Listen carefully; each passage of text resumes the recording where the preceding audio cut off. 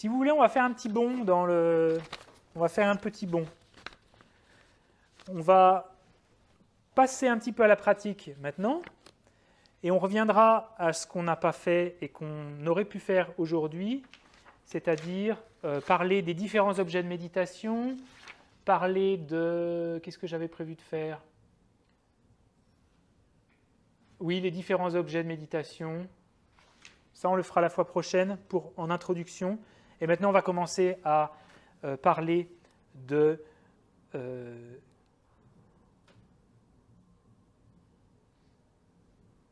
alors, comment agir au moment de focaliser l'esprit sur l'objet? Donc là, il y a les objets. Quels objets pour quel type de personne? Donc là, on a vu brièvement que quand on a beaucoup de discursivité, le souffle peut être un bon objet.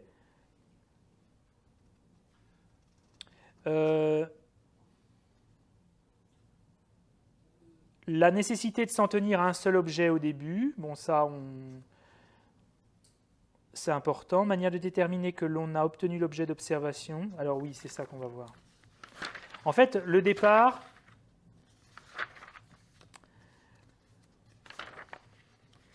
et on le verra particulièrement la fois prochaine,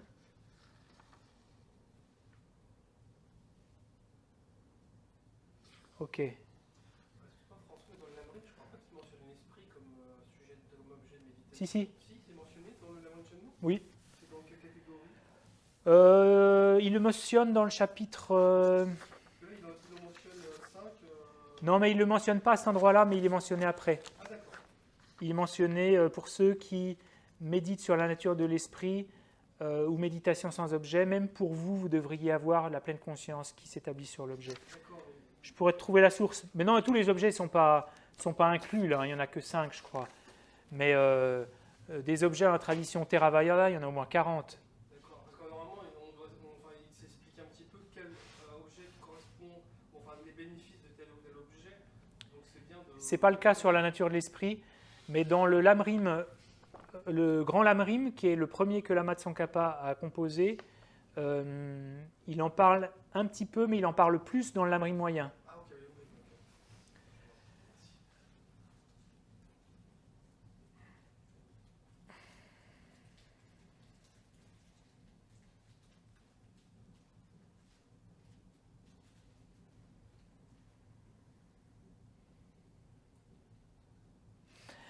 Alors, l'objet de méditation. Nous, on va prendre pendant ces 4 sessions un objet visualisé ou un objet hybride. Ça va être à vous de choisir. Si c'est trop difficile d'avoir juste une visualisation, vous pourrez prendre le souffle avec un objet, avec une impression de visualiser l'air qui rentre. Ça, on le retrouve également dans la tradition Theravada où on inspire par là, par exemple. On inspire par là.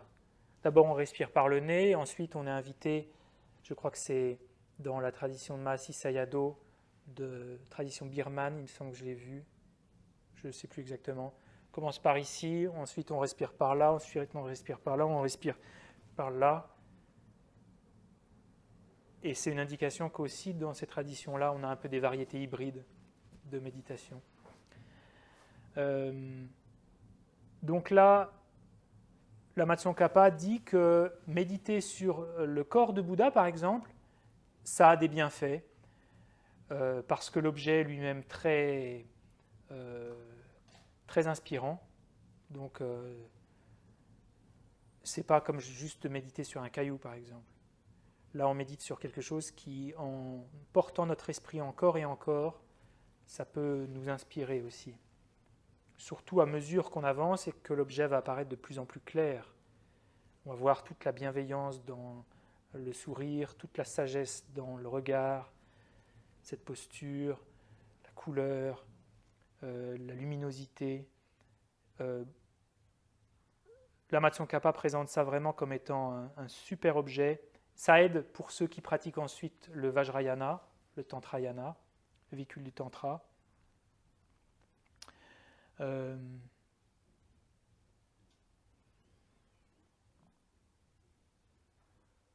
Donc ils disent qu'on peut commencer par un objet visualisé, physiquement.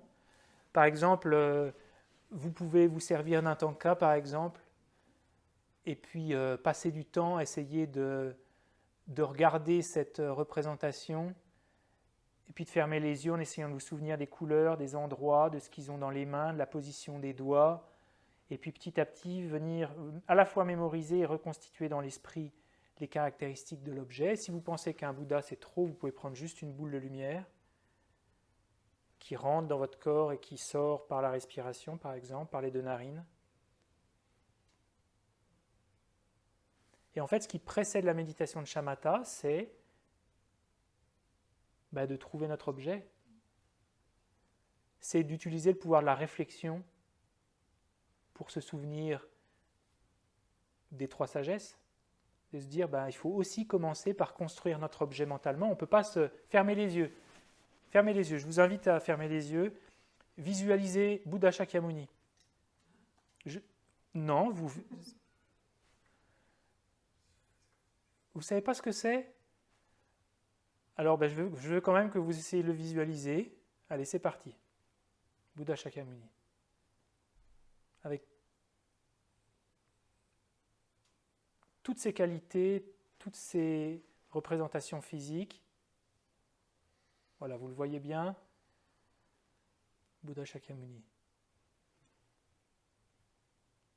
Il y en a qui ne le font pas là en ligne, je vois il y a des yeux ouverts là. Alors, qui l'a vu? Qui a vu Bouddha Shakyamuni? Ok. Qui n'a pas vu Bouddha Shakyamuni? Alors, Eric, tu l'as vu? Il l'a vu. Ok. Ça c'est bien. Bon. C'est difficile de voir un objet qu'on ne connaît pas, quand même. Donc si on essaie de visualiser un objet qu'on ne connaît pas et qu'on va vouloir non seulement le visualiser, mais rester 25 minutes dessus, ça va être compliqué. Et ça vaut pour tous les objets de méditation. Il faut vraiment être expert dans cet objet. Et même le souffle. Parfois le souffle, on se dit, on commence et on fait... Puis à un moment, c'est comme quand on répète le même mot 50 fois, on ne sait plus vraiment ce qu'on est en train de dire. Avec le souffle, c'est un peu ça. On ne sait pas trop ce que c'est en fait le souffle. Parce qu'en fait, on sent un truc, un picotement, mais là, ce n'est pas le souffle, c'est juste un picotement. Le souffle, ce n'est pas un picotement. Qu'est-ce que c'est le souffle? Il y a un moment où on ne sait même plus ce que c'est le souffle. Donc là, ça revient à ce que je vous ai dit ce matin. Si on ne sait pas vraiment quel est notre objet, la pleine conscience ne peut pas opérer, parce que l'objet de la pleine conscience, il est familier. Voilà, c'est bien, il est familier. Familier. Donc, avant qu'il soit familier, il faut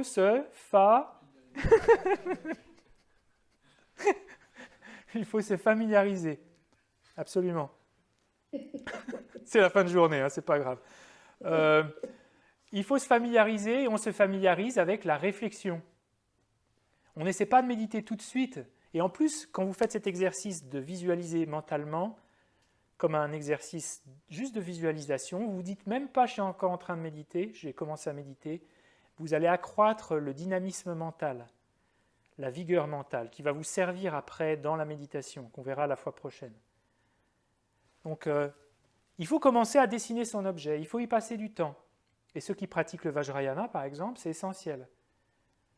C'est visualiser, ok, qu'est-ce qu'il a dans la main droite? Il touche la terre dans le mudra de toucher la terre. À quoi ça ressemble? Où est-ce qu'il est le pouce? Il est à gauche ou il est à droite? Ben non, ça voudrait dire qu'il aurait la main inversée. Ok, je le visualise. D'accord. On repasse. Et là, on fait cet effort de se souvenir de l'objet de méditation et de venir le produire dans son esprit. Alors, on peut commencer avec le souffle, si vous voulez. Si vous voulez commencer avec un objet hybride, commencez, imaginez. Ok, on va faire des tests de visualisation. Vous êtes prêts? Pour m'assurer déjà que tout le monde a des capacités de visualisation. Alors, vous pouvez fermer les yeux, les garder ouverts comme il vous semble bon, et vous allez visualiser une carotte. Ok. Qui avait une carotte? Ok, tout le monde, j'ai 100% de taux de réussite ici. Qui avait une carotte en ligne? Didier? Ok, bon. Après, je ne vois pas ceux qui n'ont pas leur caméra. Qui ne l'a pas vu? Ok, tout le monde a vu la carotte. Bravo! C'est génial. Maintenant, il va falloir garder ça à l'esprit. Ok, on continue. Je veux que vous visualisiez dans votre esprit un triangle.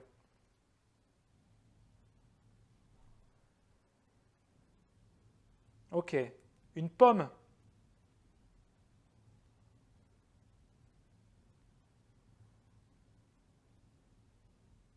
Vous voyez, moment par moment, si vous voulez garder un petit peu la pomme dans votre esprit, peut-être qu'au départ, vous voyez plutôt le trognon, après, vous voyez plutôt la tige. Essayez de conserver cependant la même pomme. On ne passe pas d'une Granny Smith à une Royal Gala d'un coup comme ça. C'est indécent. Alors, une pomme verte. Ok. Le soleil. Imaginez la brillance du soleil, aveuglante. Ça, c'est visualiser un objet dans la sphère mentale comme ça, qui est très lumineux, ça a tendance à réveiller l'esprit. Si vous faites ça trop peu de temps avant d'aller vous coucher, ça va tendance à peut-être un peu tendre l'esprit. Mais aussi rendre des rêves un peu plus vifs. Parce qu'en fait, on vient réveiller la conscience mentale. Là. Ok. Une pomme de terre.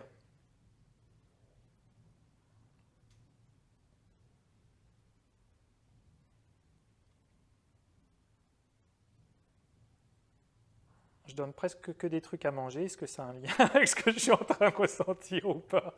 Ok. Une voiture, on a fait. Qu'est-ce qu'on peut visualiser? Visualiser de la fumée. C'est normal de ne pas avoir la 3D dans la visualisation? Oui, oui, oui. C'est pas grave. Ah ouais, parce que là, c'est bizarre, j'ai pas la 3D. Oui, Ok. oui. Mais moi, j'ai pas vraiment l'image devant. Je pense à de la fumée ou je pense à une pomme de terre, mais elle reste pas fixe devant mes yeux, cette image. Ah non, non, mais de toute façon, c'est pas les yeux qui la voient. Hein. Là, c'est ton imagination, ça. Mais mon imagination, c'est quand même. Je devrais. Est-ce que je devrais avoir une image? Oui, mais cette image, elle peut changer moment par moment. C'est pas grave. Elle reste pas fixe du tout. Ah bah, c'est le travail de la concentration, pas de la rendre fixe, parce qu'une image, elle est impermanente. De toute façon, elle va changer. Mais tu vas pas passer d'une carotte à un chou-fleur, par exemple. Et ma carotte, elle part souvent. Alors, si elle part, c'est pour ça que c'est important de cultiver du calme mental. Si la carotte, elle fait wouh autour de ta tête, peut-être que c'est le bon signe qu'il faut commencer à méditer. Non, mais c'est commun, ça. Hein. C'est Ça se commun. transforme aussi, parce que quand tu as dit la pomme, j'ai d'abord vu la pomme Apple et après j'ai vu le fruit. T'as vu Apple, le mot Apple? Non, j'ai vu la pomme, l'ordinateur. Ah oui, d'accord. C'est normal aussi. Le but étant qu'il y a un moment où les images que tu choisis, elles sont concordantes avec le mot, sans que tu vois... Parce que tu pourrais faire aussi, ah, je vois le logo Apple, ensuite je pense, j'ai un iPhone 15, il faut que j'aille le réparer, mais tiens, en allant le réparer, il faut que j'achète un paquet de chips, et puis tiens, j'ai le frigo qui est vide. Là, on peut partir dans une distraction aussi de cet ordre. Donc, quand je donne un objet, essayez de le maintenir, et si vous ne pouvez pas le maintenir, dites-vous que c'est pour ça qu'on va travailler la concentration, pour être à même à la fois de faire apparaître cet objet, que cet objet soit clair, que votre conscience qui l'observe soit très très détendue, plaisante et agréable, et qu'il y ait une forte clarté, luminosité. Ok? On continue? Penser aussi, si j'y pense plus, j'ai plus d'image. Absolument. Ah, c'est normal. Oui. Pensez à une fourchette.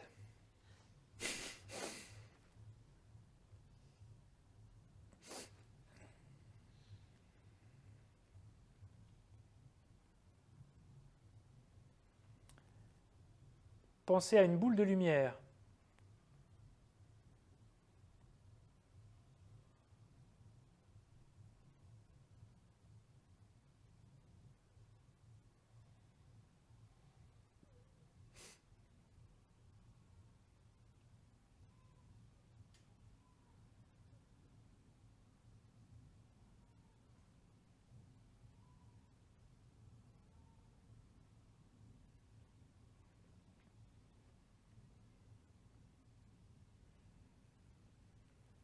pensez que vous inspirez du gaz ou de la fumée, mais pas une fumée toxique, juste comme de la vapeur.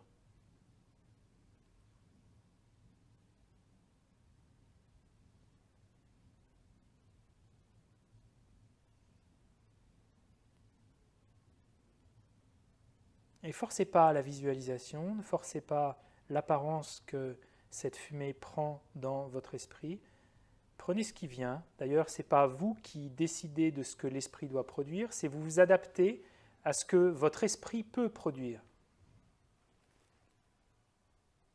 C'est en ça qu'on expérimente.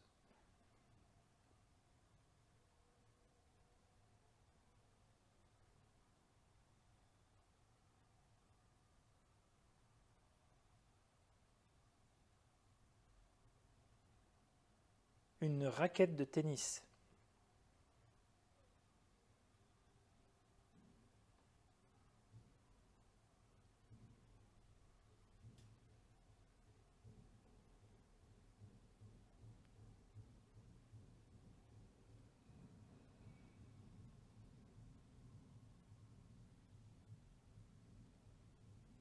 Ok. On fait une petite pause. Ça, vous pourriez essayer de faire cet exercice pour ceux qui font des visualisations, de le faire 5 minutes 10 fois par jour. Bon, ça fait quand même 50 minutes. 5 fois par jour, 6 fois par jour, faire des petites sessions de 5 minutes et voir à quel point ça transforme vos capacités à visualiser, à quel point ça peut dynamiser vos réflexions aussi, parce qu'en fait, ça entraîne l'esprit à être vif, à être clair. Parce que l'imagination qu'on a, on peut transposer la carotte avec la bienveillance, par exemple. On essaie de produire quelque chose avec sa conscience mentale. Ce n'est pas la conscience sensorielle qui génère la bienveillance, l'amour, la compassion, c'est la conscience mentale, donc il faut venir la réveiller, il faut venir la stimuler. Le moyen de la stimuler, c'est de lui permettre de générer des apparences. Oui. Notre objet de méditation pour atteindre shamatha pourrait être une pomme. Pour être une pomme, oui. D'accord, c'est pas mal, quelque chose. Non, et au Tibet, il y a l'histoire de quelqu'un qui a atteint shamatha en prenant une corne de yak, par exemple. Après, comme on va passer pas mal d'heures sur notre objet de méditation, il faut quand même qu'il nous inspire un minimum, parce que sinon, il va vite, la pomme... on peut, si tu as une connexion particulière aux pommes, par exemple, ça peut fonctionner. Non, mais tout est possible. Tout est possible, mais en général, c'est bien de prendre un objet pour lequel on a une affinité. Je ne prendrai pas un objet pour lequel on a une forte charge émotionnelle de par notre passé, par exemple. Parce que ça peut être délicat. Mais quelque chose qui nous inspire, qu'on a envie de porter à notre esprit. Ça peut être un bon début. C'est toujours le même objet, parce que là, tu as changé plusieurs fois. Ah oui, mais là, c'est pour faire le test. Mais sinon, pour nous, c'est toujours le même objet. Mais vous pouvez aussi vous habituer à visualiser la couleur rouge. Parce qu'en fait, ça vous redonne la confiance que vous pouvez visualiser. Parce qu'à chaque fois, si vous visualisez une couleur et le moment d'après, vous vous dites « Ah ben ouais, tiens, c'est vrai que j'arrive à voir la couleur bleue et noire dans mon imagination », ce qui est quand même, quand on y pense, complètement fou, que l'imagination puisse produire des images visuelles. Mais vous pouvez même vous dire, visualisez maintenant l'image mentale, enfin c'est pas une image mentale, de la saveur d'une pomme.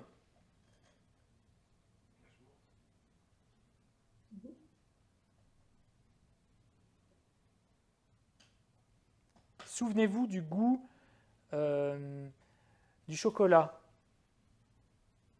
Non. J'ai des commentaires en temps réel. On dit « Oh mince !» Ah non, c'est... Pardon. La saveur du thé? Ah, c'est l'heure du goûter. La saveur... Ou le son maintenant, prenons des sons. Le son d'un petit oiseau qui gazouille.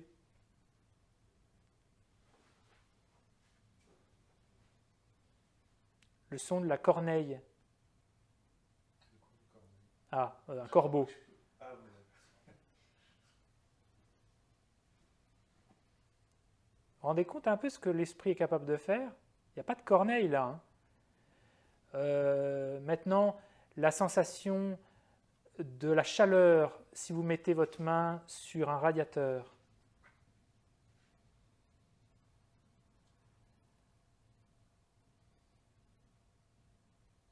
Si vous prenez un glaçon dans votre main maintenant.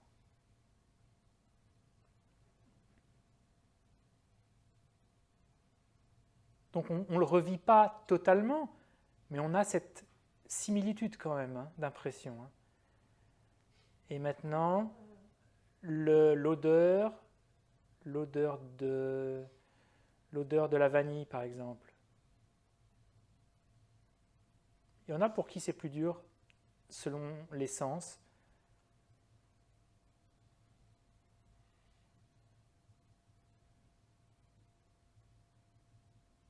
Le bruit d'une note de piano.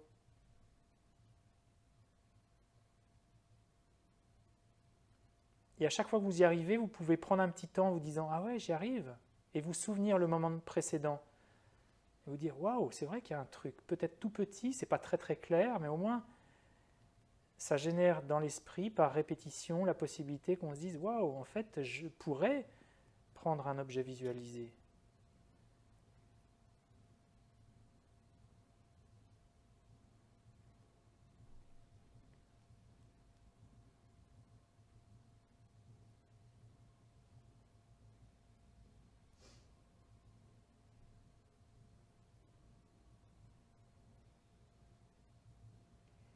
Ok.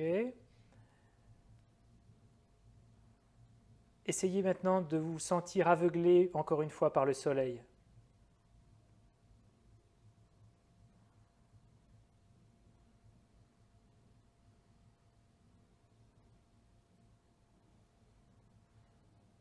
De plonger dans un bain chaud.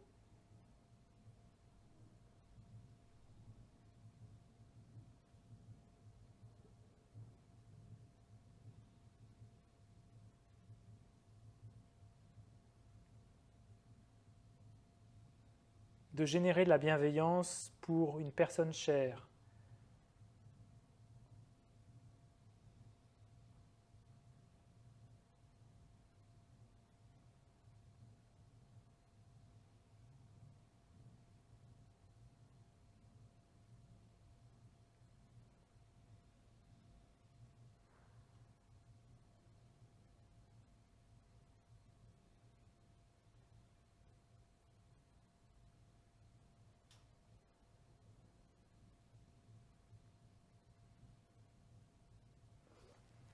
Ok.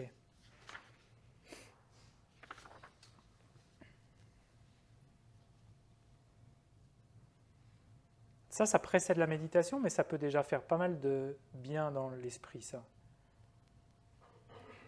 Parce qu'en fait, ça commence déjà un peu à décoincer certaines fonctions de l'esprit. Parce que ça amène un peu de souplesse déjà. Ça commence à être un peu un échauffement de l'esprit, avant même qu'on ait commencé à méditer. C'est pas de la méditation, ça.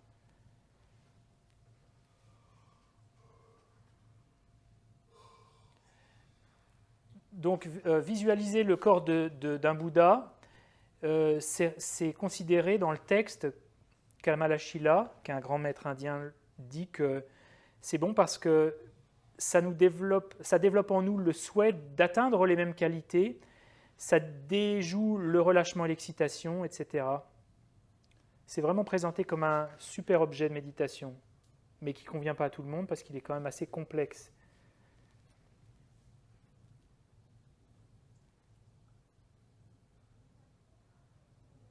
Et le texte de continuer en disant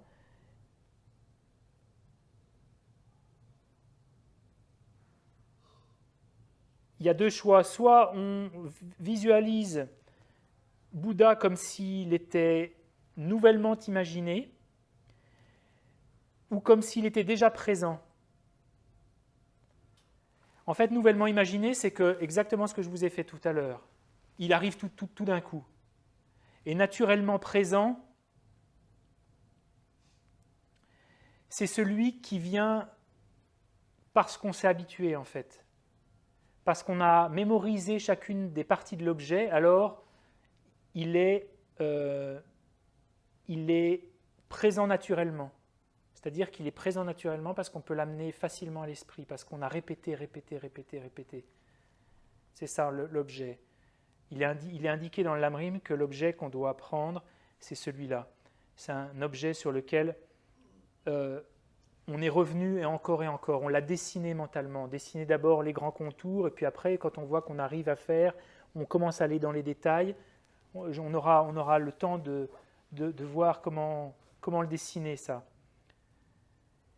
Et utiliser l'image d'un Bouddha comme s'il était vraiment présent. Et c'est un peu en lien avec ce que disait Malika, il faut essayer de faire en sorte que ce soit plus de la 2D, mais de la 3D. Mais ça vient par étapes, c'est graduel. Hein.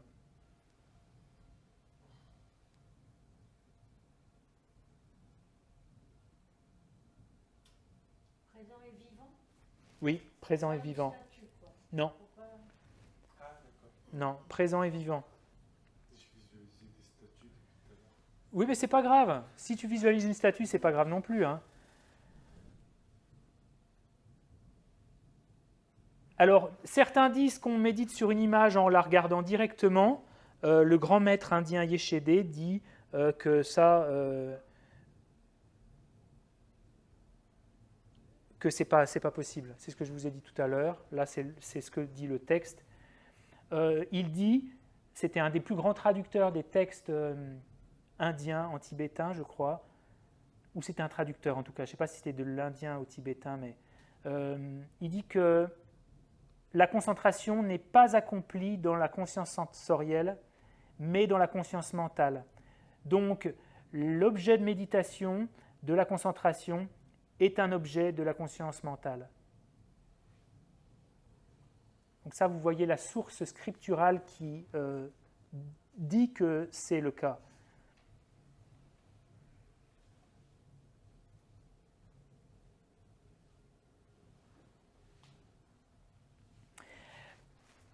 Et le texte de continuer, comment on produit une image mentale d'un Bouddha, par exemple? Parce qu'au départ, ça va être compliqué quand même. Ou votre objet de méditation, ou n'importe lequel de la sphère mentale. Et bien on commence par exactement faire comme on fait un croquis. On commence par les détails. On s'imagine juste un bras, sans voir nécessairement la couleur, sans voir exactement la position des doigts. On passe à l'autre bras, puis on essaie comme ça de développer une vision d'ensemble. Ok, les jambes, la deuxième jambe, la position du tronc. On ne voit pas du tout la forme des habits, on ne voit pas la couleur, on ne voit pas les détails. Et petit à petit, l'esprit va se délier un petit peu et on va pouvoir commencer à former dans notre esprit plus facilement des couleurs, plus facilement des formes distinctes, plus facilement des détails. Et comme on s'adapte à l'esprit, une fois que l'esprit est bien chaud, il s'est échauffé, alors on commence à rentrer dans les détails. En fait, on s'adapte à l'esprit plutôt qu'on force l'esprit. Parce que moi, si il n'y avait que moi qui décidais, je partirais tout de suite dans les détails. Parce que c'est ce qu'on veut au final. On veut l'image claire. Sauf que l'indication dans la pratique, c'est en fait de s'adapter à la capacité de notre esprit. Essayez. Essayez de visualiser un objet simple. Prenez une pomme ou on peut prendre tous le même, un avion par exemple. Prenons un avion. Alors, peut-être qu'en le visualisant une seule seconde, vous allez avoir une image assez claire. Sauf que si on veut garder cette image claire, ça va être compliqué. Donc pour la restituer dans l'esprit, il va falloir qu'on commence par une aile, par exemple. Puis une autre aile.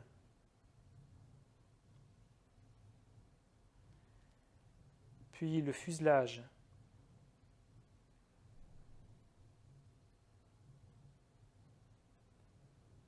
Puis le nez de l'avion.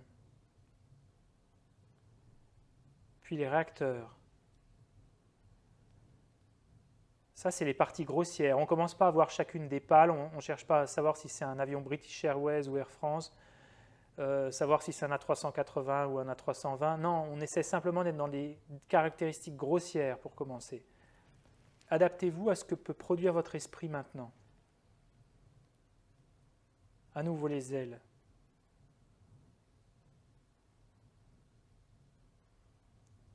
Aile gauche, aile droite, la partie arrière.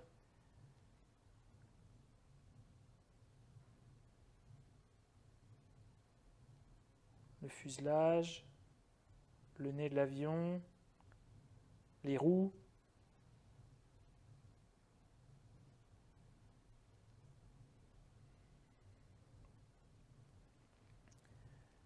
Ok. Et ça, il faut le répéter plein de fois, ça, pour devenir expert dans le dessin mental. Comme si on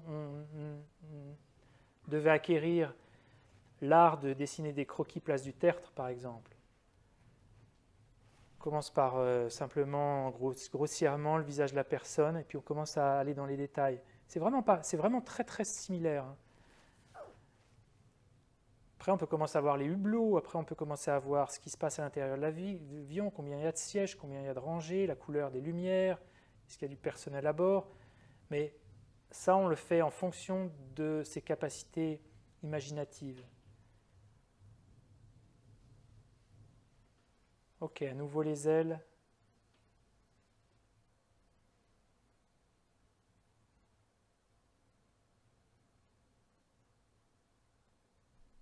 Essayez de voir peut-être juste la couleur. Est-ce qu'il a une couleur cet avion ?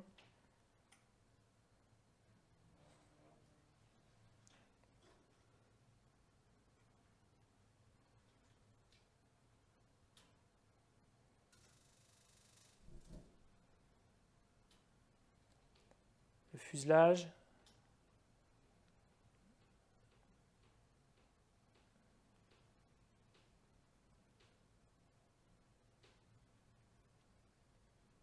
Le nez de l'avion, ses roues.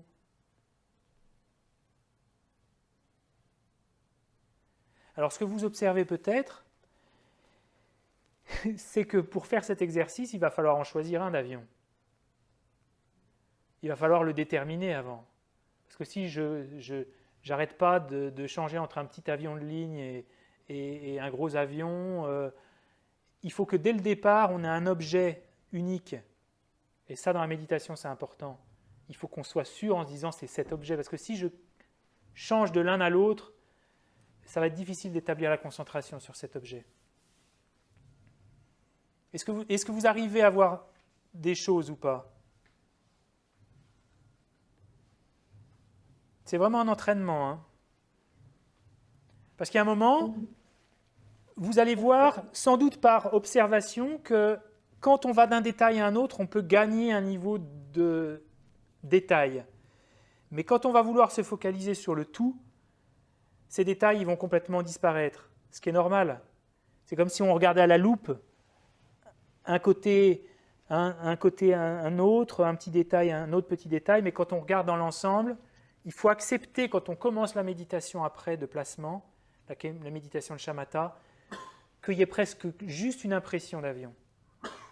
Ça suffit. Juste une impression d'avion. Maintenant, on va essayer avec la respiration. Essayez de visualiser, à mesure que vous inspirez, ça peut être juste de la lumière, très vague.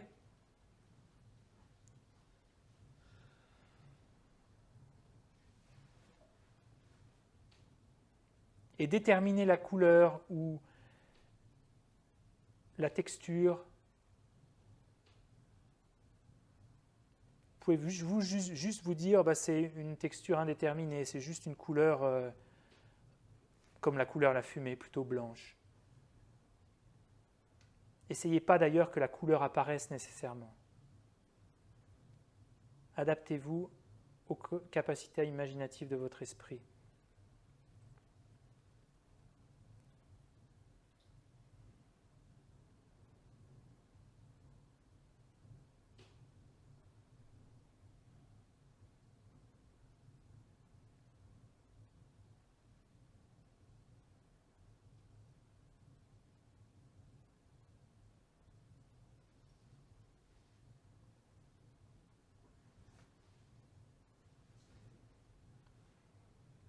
Et là, c'est important de ne pas faire trop long. de faire des pauses, mais de cultiver l'enthousiasme en regardant ce qui vient de se passer, en disant « Ah ouais, tiens, pour une seconde ou deux, j'ai vu quelque chose quand même. » Parce que ça va venir déposer dans votre esprit une forme de « Ah ouais, dis donc, j'y arrive. » Et quand vous allez répéter ça, ça va être une forme d'effort joyeux de vous dire « Ah ouais, j'y arrive en fait. J'y arrive. » Quand vous répétez ça plein de fois, il y a un moment où vous dites « Waouh !» Commencez à aspirer parce que vous voyez la qualité de votre attention qui fonctionne même pendant une seconde. C'est par des petits succès qu'on arrive à un grand succès dans la méditation.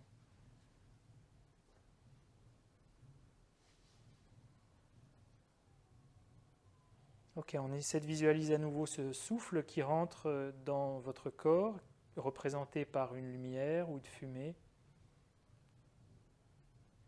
Juste un souffle. Et après, vous arrêtez, vous regardez ce qui vient de se passer et vous vous dites « Ok, est-ce qu'il est apparu ou pas ?» S'il est apparu, vous pouvez vous dire « Ok, c'est bon, c'est ça. » Pour commencer, ça suffit.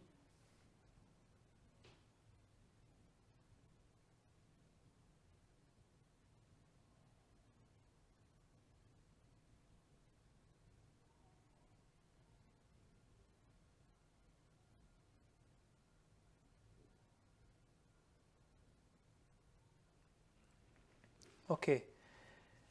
Donc là, indication super importante du texte, ça c'est aussi un des points clés de la pratique.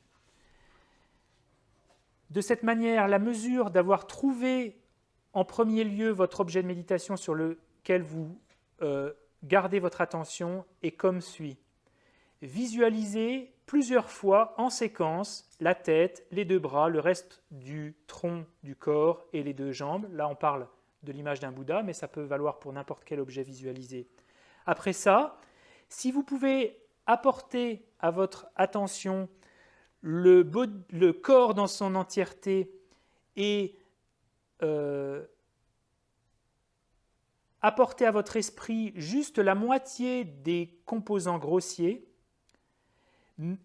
alors, même s'il n'y a pas de clarté radiante, vous devriez être satisfait de ça et fixer votre attention sur ceci. Pourquoi ?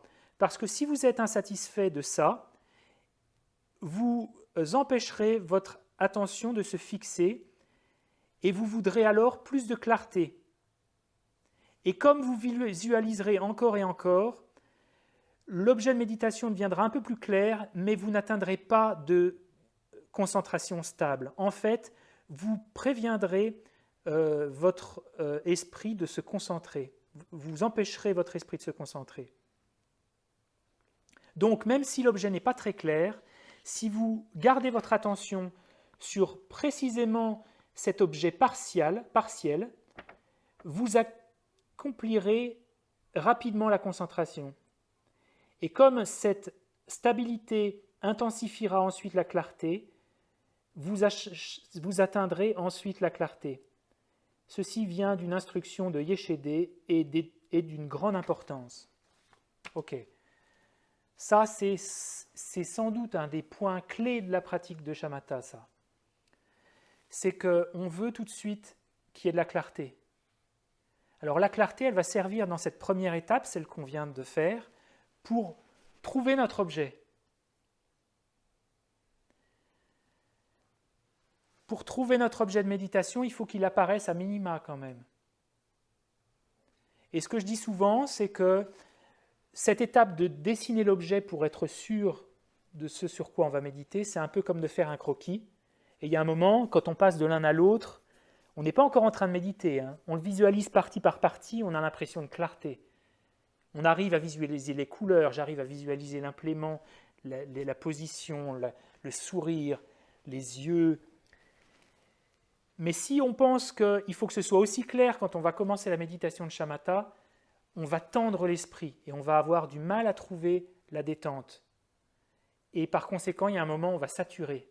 On ne va pas pouvoir maintenir ce haut degré de clarté dans l'esprit, on va se fatiguer, ça va tendre l'esprit et on n'atteindra pas la stabilité. Donc quand on commence la méditation de calme mental, ce qu'on verra la fois prochaine, il faut accepter une dégringolade dans la clarté.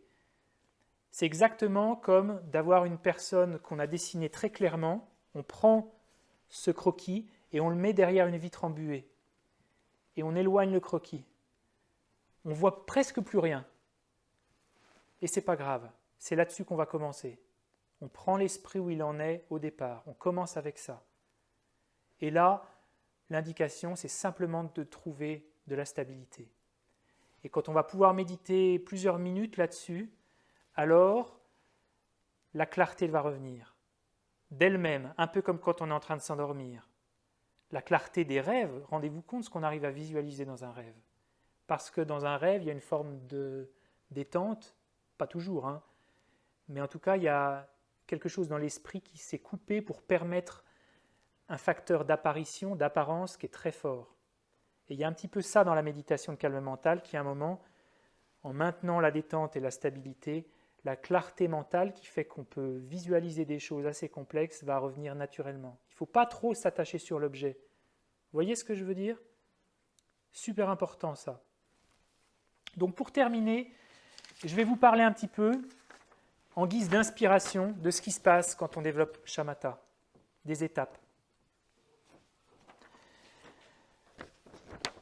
Donc quand on commence, on en est ici, on est la petite personne qui court après l'objet. L'objet, c'est l'esprit, c'est l'éléphant. Non, je vais faire sans le dessin, parce que le dessin, ça va être trop compliqué. En fait, on commence la méditation, on a notre objet qui apparaît, mais on a plein de distractions.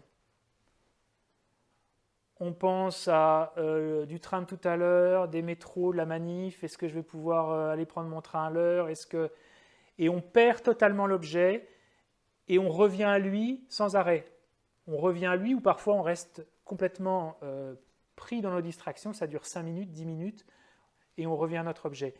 Mais avec le levier de la pleine conscience et de la vigilance, qu'on verra bientôt, on peut commencer à établir une certaine stabilité. Ensuite, les distractions, elles vont commencer à baisser d'intensité. Ce n'est plus des distractions qui vont nous faire nécessairement quitter notre objet de méditation, mais c'est des distractions qui vont coexister avec lui. C'est-à-dire qu'on va avoir la visualisation de Bouddha, mais en même temps, on va entendre des voix, on va penser à des choses, comme si on faisait les deux choses en même temps. Ce n'est plus des distractions qui viennent nous enlever complètement du support de l'objet de méditation. Et puis, il y a un moment, on ne va plus perdre l'objet. Les seules distractions qu'on va on va en avoir plein encore, mais ce n'est plus des distractions qui nous enlèvent de l'objet. Quand on a ça, et qu'on peut faire ça pendant 4-5 minutes, on atteint le niveau 4 de shamatha. Donc là, on est focalisé pendant la méditation, on ne perd plus l'objet. Là, on ne peut pas dire qu'il se passe encore des trucs incroyables, ce qui est déjà quand même par contre un accomplissement, parce qu'on peut rester 4 minutes sans perdre un objet. Donc les qualités de la concentration sont quand même considérablement améliorées. Mais là, il y a un petit peu une forme de « bon, ok, je fais ça 5 minutes, qu'est-ce qui se passe ?» Donc là, à partir du niveau 5, on va commencer à observer en temps réel les bienfaits de la concentration. Le niveau 5, c'est ce qu'on appelle le niveau de l'apprivoisement. En fait, pour apprivoiser un animal, on doit souvent lui offrir des croquettes. Là, la croquette de l'esprit, c'est qu'on visualise l'objet de méditation, on ne le perd plus complètement, et c'est ce qui permet à l'esprit de commencer à regarder qu'est-ce qui se passe dans le corps et dans l'esprit. Et on commence à observer la détente physique et mentale. Et là, ça vient commencer à produire une force en nous beaucoup plus forte. Une force en nous de voir en temps réel les bienfaits. On commence à voir en temps réel ce que la méditation génère. On sent une paix intérieure qui commence à surgir dans notre esprit. On sent que l'esprit n'a pas besoin de courir après les préoccupations mondaines de l'existence, que l'esprit peut générer son propre moyen de subsistance et de bonheur. Et on l'observe. Et ça génère en nous une force qui permet à la vigilance de détecter des choses qu'elle ne pouvait pas détecter avant. Ça vient nourrir l'esprit pour venir détecter les micro-perturbations des pensées avant qu'on commence à formuler des images. On arrive à commencer à couper les distractions quand elles commencent à être sur l'aiguillage, avant même que l'esprit prenne la tangente. Et là, on commence à avoir une réaction en chaîne qui se produit dans l'esprit, c'est qu'on commence à ouvrir les vannes de l'effort joyeux. On commence à se dire « Waouh, il y a vraiment un truc qui est en train de se produire ». Et là, on peut considérablement augmenter la durée des méditations. Et c'est cet effort joyeux qui, au niveau 7, est généré complètement. Il est généré. Il est parfait au niveau 8. C'est-à-dire que là, on commence à devenir insatiable. On arrive à générer une forme de réaction en chaîne où on produit un bonheur et une félicité qui vont grandissantes, une souplesse mentale, qui fait que l'esprit tellement clair et stable peut reconnaître toutes les perturbations qui surgissent et les éliminer. Et on peut commencer à contrer le sommeil. On n'a plus de sensations désagréables dans l'esprit. On ne fait qu'une expérience, ce qu'on appelle la mélancolie. On vient transformer la mélancolie, mais on n'a plus d'expérience désagréable. On vient purifier le sommeil, le manque d'enthousiasme, et l'esprit va commencer à s'absorber doucement. Et à mesure qu'on avance, il y a beaucoup moins le besoin de faire l'effort de se mettre en méditation. Ça devient de plus en plus sans effort, parce que l'effort qui est une peine a été remplacé par l'effort qui est joyeux. Et là, on peut commencer à rester en méditation pendant plusieurs heures. Et au niveau 9, il n'y a même plus besoin de faire d'effort. On commence la méditation et on est parti pour 4, 5, 6 heures de méditation. Et à ce moment-là, il y a juste à attendre et on commence à avoir les signes de l'accomplissement de shamatha par la double souplesse et la double félicité. On entre en absorption méditative.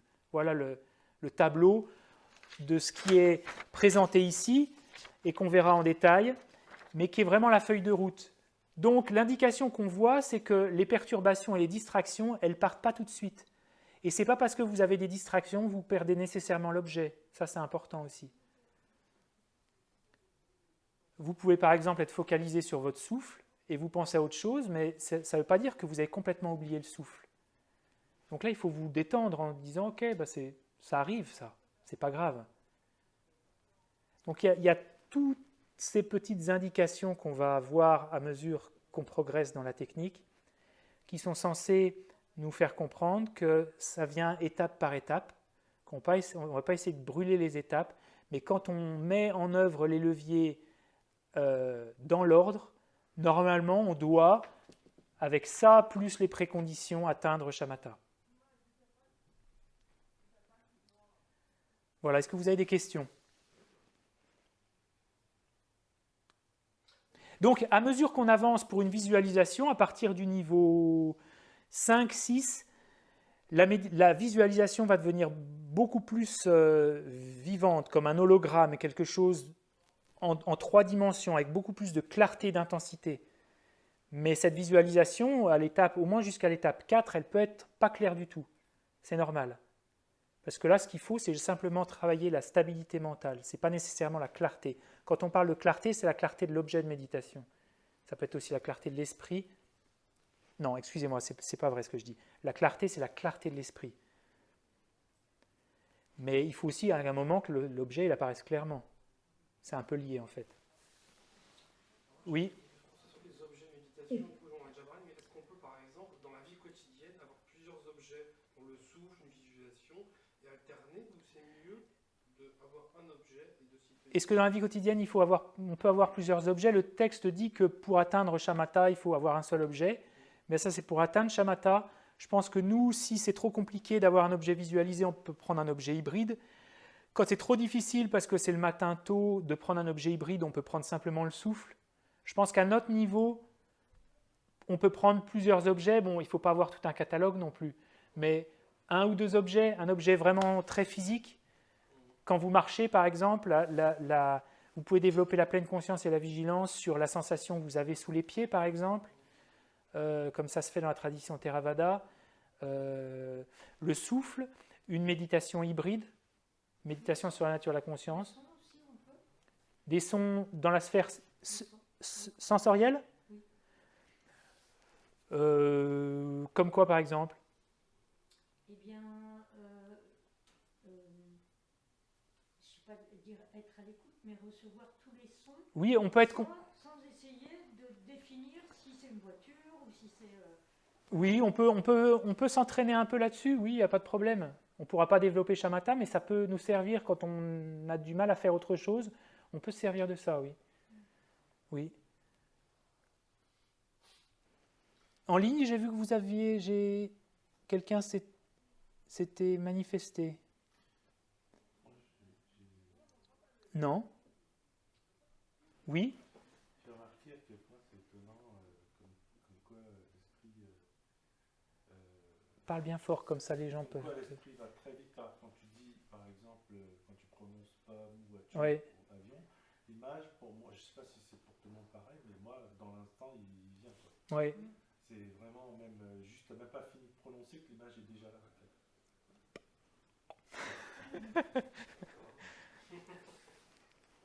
Donc Clément disait que les images viennent très vite. Parfois, j'ai même pas fini de prononcer le mot que ça apparaît déjà. Est-ce que ça veut dire que j'ai un esprit agité? Non, ça ne veut pas nécessairement dire que tu as un esprit agité, mais ça veut dire que tu as des bonnes propensions à la visualisation aussi. Non, non, je ne dis pas que tu as l'esprit agité parce que tu peux visualiser une pomme assez facilement. Non, non. Et comment sait-on qu'on est vraiment dans l'état méditatif? Comment on peut être sûr de ça?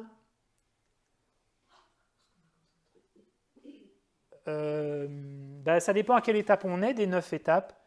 Les 9 étapes, on va les couvrir déjà. Je pense que quand on les aura couverts et on aura vu vraiment le cahier des charges pour chacune des étapes, on pourra savoir diagnostiquer exactement à quelle étape on en est et si on est vraiment dans une méditation absorbée ou pas. Je pense que c'est en ça que la technique elle est super, c'est qu'elle nous permet vraiment de savoir où on en est dans sa pratique. Alors, je suis peut-être un peu scolaire, mais est-ce que tu vas définir un peu, puisque tu as quatre présentations, est-ce que tu peux nous définir un but à atteindre pour la prochaine rencontre? Oui, alors moi, ce que je vous fixerai pas de but à atteindre, mais ce que je pourrais vous encourager à faire, c'est regarder le petit document sur le premier pouvoir, l'enthousiasme et le manque d'enthousiasme, et les préconditions qu'on a vues, et essayer de travailler là-dessus.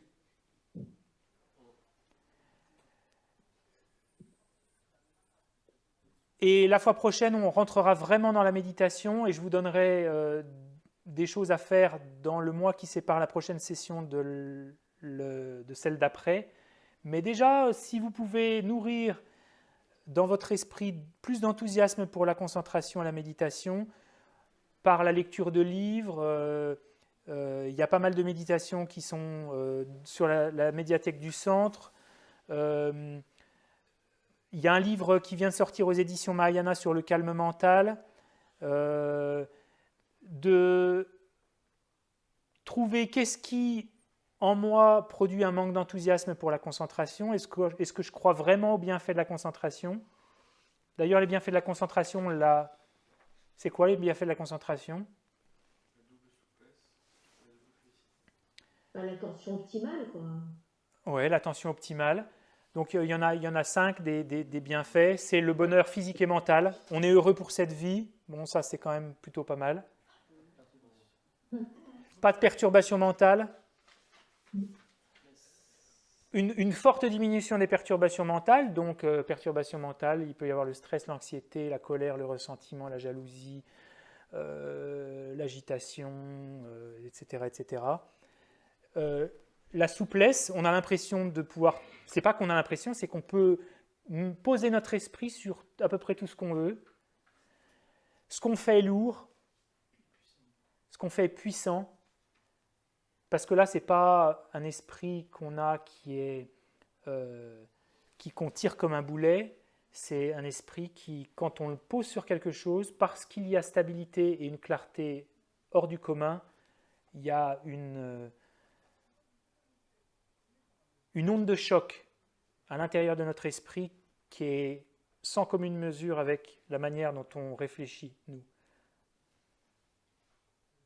Si on médite sur l'amour, on a vraiment l'impression d'offrir de l'amour à l'univers entier, vraiment littéralement. Donc évidemment que ce que ça génère dans notre esprit, c'est différent que de se dire alors je dois méditer sur tous les êtres. C'est qui alors tous les êtres? Alors lui déjà non. celui-là non plus. Tous les êtres sensibles, c'est quoi? Alors là, c'est quand on a un peu Mais quand on a l'esprit sur le bout des doigts, on a l'impression d'être en face de l'univers, de tous les êtres, et d'offrir un amour qui est beaucoup plus vaste et puissant. Donc évidemment que le résultat que ça a sur notre quotidien, il est sans commune mesure. Et enfin, quand on cultive shamatha, c'est la base pour vipassana.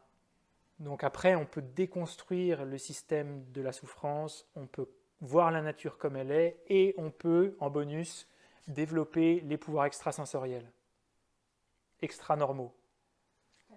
La clairvoyance, la clairaudience, la précognition, la télépathie, l'action, la psychokinésie, l'action de la pensée sur la matière, Et etc. justement, quand on est dans l'état méditatif, on est dans un état de conscience, parce qu'on avait des électrodes sur le cerveau, en gros, on est dans un état de conscience différent, on est dans un état de veille, ça se passe comment en fait?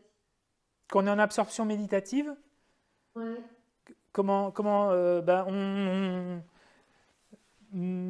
je sais pas répondre à cette question. Est-ce qu'on est dans un état de veille? Les consciences sont coupées, donc on n'est pas tellement conscient de ce qui se passe autour de nous. Après, qu'est-ce qui se passerait dans le cerveau si on mettait des électrodes, des capteurs? Je n'en sais rien du tout. Je ne sais pas vraiment ça. Ok. Donc ça, c'est les 5 bienfaits de shamatha. Ce que je peux vous proposer de faire dans le mois qui arrive, là, c'est est-ce qu'on pense que c'est possible? Est-ce que vous avez observé un lien dans votre existence entre votre concentration et votre niveau de bonheur, votre souplesse mentale? Reprendre ces bienfaits, en fait. Votre souplesse mentale. Est-ce que vous avez observé un lien entre votre concentration et votre disponibilité mentale de pouvoir porter votre esprit avec un peu plus de facilité sur la résolution de problèmes, est-ce que vous observez que dans votre vie, quand vous avez plus de concentration, de détente, vous avez moins de perturbations mentales? De vous souvenir des bienfaits de ça aussi. Et ça peut aider aussi. J'ai aussi une question Oui. par rapport à l'objet. Oui. Est-ce qu'on peut prendre tout le corps? Oui. Oui, on peut prendre tout le corps comme objet. Oui. Avec tout son corps? Un genre de scan. Là, on est là, c'est la visualisation. Oui. Mais, Donc, c'est l'objet, c'est la visualisation.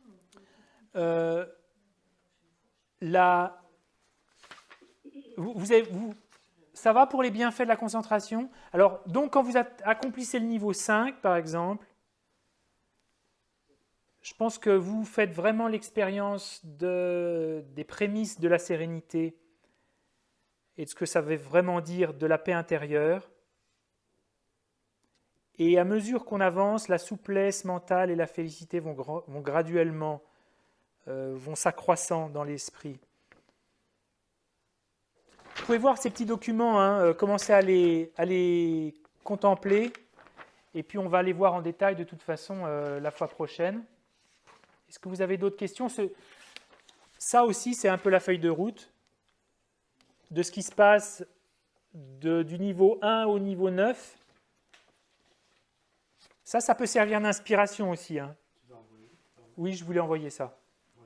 Mais toi, tu t'es inscrit aujourd'hui? Oui, je vous le renverrai alors. Ok, super. Donc ce serait possible de faire un exercice, par exemple, pour soi. Moi, je pensais regarder une bougie et puis après la visualiser. Oui, tu peux essayer. Mais ce que je vous encouragerais à faire, avant de commencer à visualiser, c'est vraiment peut-être consacrer du temps aux prérequis, aux conditions et aux qualités, et de générer de l'enthousiasme. Et c'est pas trop un mois pour faire ça, en fait. Hein. C'est pas trop un mois pour ça, parce que c'est aussi de repenser à votre mode de vie, aux priorités. Est-ce que c'est une priorité pour moi? Si ce n'est pas une priorité, Est-ce que ça a de l'intérêt que j'en fasse une priorité? Comment est-ce que je peux en faire une priorité? Tout ça, c'est des questions qu'on peut se poser aussi. Ça peut être des gros changements, des conditions. Comment? Ça peut être des gros changements, des conditions. Ça peut être des gros changements des conditions, mais pas nécessairement. Pas nécessairement. Ouais. Ça dépend de chacun.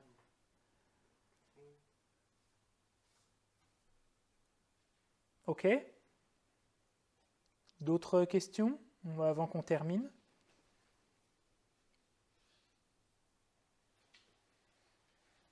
Non, pas nécessairement.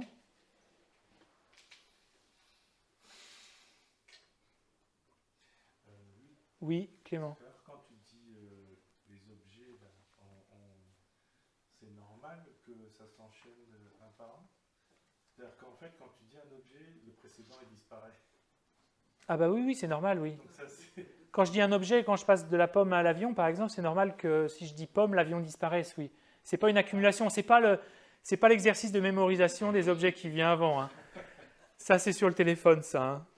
en même temps, il faut s'entraîner pour se souvenir qu'est-ce qui se passe l'instant d'avant ou l'instant. À l'instant d'avant, c'est voir que l'instant d'avant, tu as réussi à visualiser la pomme. Mais mettons que j'ai donné l'exercice que pour la pomme. En fait, ce qui est important, c'est quand tu visualises la pomme, c'est pas de passer tout de suite à autre chose, c'est de visualiser la pomme et de te dire « Oh, j'arrive à produire une image mentale quand même. » Ce qui est quand même fou quand on y pense. Il faut s'arrêter un peu là-dessus quand même. Pas embrayer directement sur la visualisation sans regarder même cette espèce de petit miracle d'arriver avec sa tête, avec son esprit, à restituer des sons, des images, des lumières, des couleurs, alors que ces choses ne sont pas en contact directement avec nos sens. C'est quand même fou. Ce qui permet de te dire, waouh, peut-être que je peux y arriver en fait. Peut-être que je peux y arriver. Si je fais 1 seconde, pourquoi pas 2, pourquoi pas 10, pourquoi pas 1 minute? Est-ce qu'il y a est-ce que mon esprit est bridé? Dans la loi, c'est interdit de faire plus d'1 minute. Donc tu as un petit processeur dans l'esprit où quand tu arrives à 1 minute, tu te bloques. Non, il n'y a pas de limite à l'absorption dans l'esprit. Il n'y a pas de limite. Donc ça doit rendre possible l'appréhension que tu peux atteindre shamatha.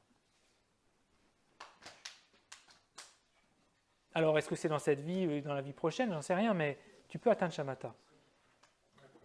Et quand on sait qu'on peut, mais avec confiance, alors on commence à en faire, si ce n'est une priorité, au moins on y consacre plus de temps. Et on commence à se dire, waouh, ce serait quand même vachement bien. Si j'étais simplement 10 minutes en paix, totalement ici, présent, avec mon objet de méditation, et avoir déjà des prémices de cette paix et de ce bonheur mental. Et de me dire que ça va me servir, cette souplesse d'esprit, comme un moyen d'apporter de la paix dans le monde. Tu le connectes à quelque chose qui est bienfaisant pour l'humanité dans son ensemble.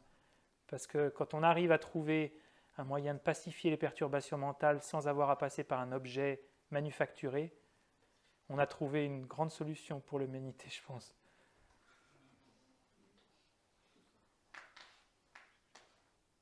Ok, on va dédier cette journée et tous ces efforts qu'on a mis, qu'on a consacrés aujourd'hui en activant la sagesse née de l'écoute et de la réflexion, à aspirer à être en paix, serein,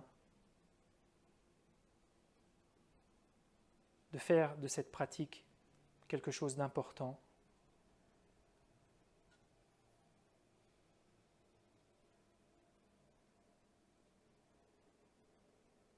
Si mon esprit était serein face aux vagues de l'existence, alors je souffrirai moins et je pourrai également conduire les êtres autour de moi à moins souffrir.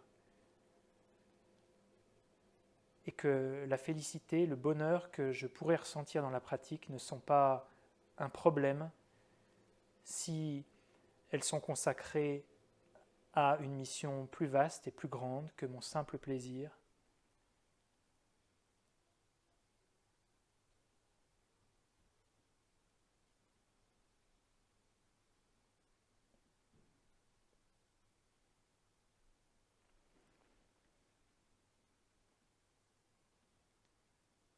Et on peut formuler cette aspiration. Voilà, puissais-je en faire quelque chose de cette technique? Puissais-je persévérer? Puissais-je lui donner une chance?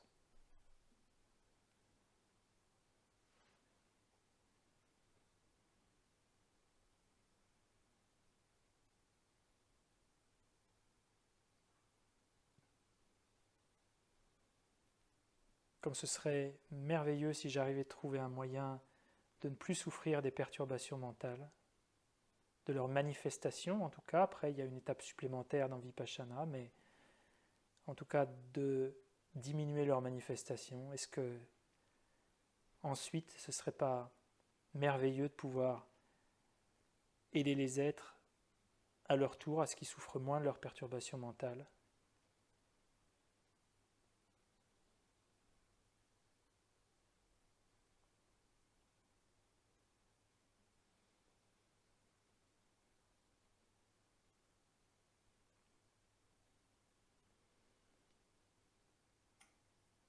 Et puissais-je maintenant lancer cette conviction et cette détermination de poursuivre mes efforts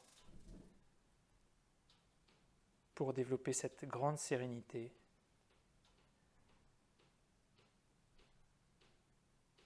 accomplir mon potentiel et être bénéfique à tous les êtres.